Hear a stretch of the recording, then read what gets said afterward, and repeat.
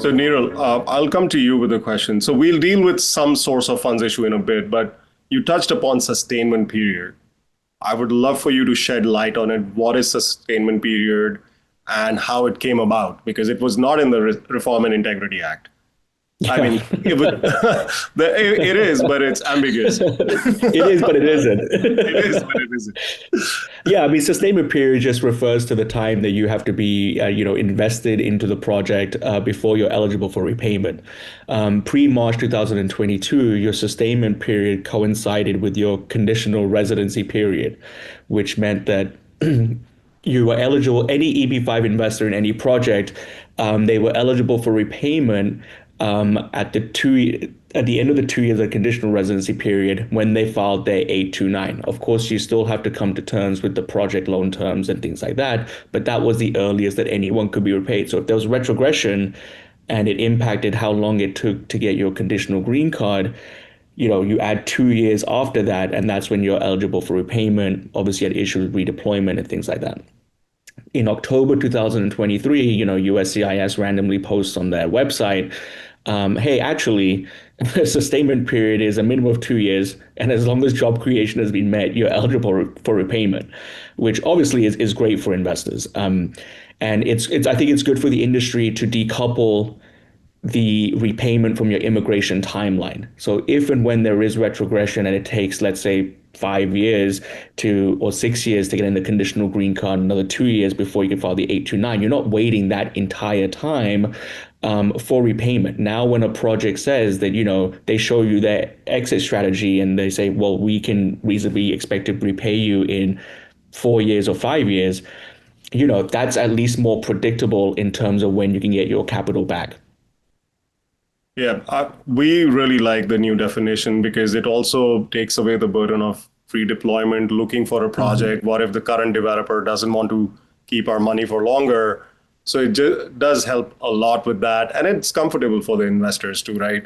I feel the way China just collapsed as an EB-5 market in 2016, 2015, 2016, I don't think that's going to happen again.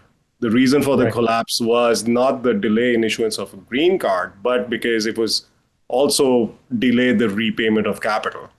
So I personally welcome this change, and it's great that it's decoupled from the immigration process. Just wanted to add a little more color to what Niraj said on that whole issue. I still think that it's not a settled issue as to when the money is to be paid back, and obviously we know that because there are lawsuits out there as well. And I tell my clients, look, we do have some uncertainty on the issue of what is a sustainment period. The immigration has kind of left it open out there, and people talk about money coming back in 2 years. People forget the part that Neeraj just brought up. Job creation needs to be completed as well. It's not just saying it's been there for 2 years. That can have its own issue. Regional centers may have challenges with stabilizing the project before they can actually return the monies. And at the end of the day, I don't think an investor is going to complain if they get the money back sooner. But if they at least know that it could be out there for 5 years or so, I think they're mentally prepared. And Abhi, like you said, it's meeting their expectations. I'm more inclined to be conservative and say, look, expect to not getting it back for 5 years, because I'm sure the PPMs, I'm sure all the documents say subject to immigration issues at a later point in time. Because if they go in and say, I'm getting it back in 2 years, and now it takes them 4 years, they're probably going to come back to the immigration attorney and say, hey, you also told me I'm getting it back in 2 years.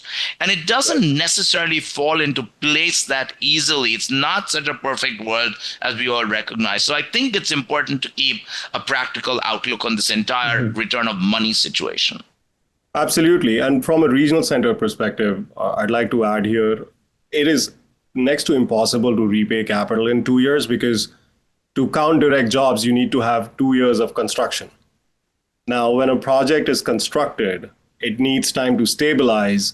And till date, 100% of our repayments, right, over 500 investors, they've all been repaid by refinance of the EB-5 loan with traditional bank loan.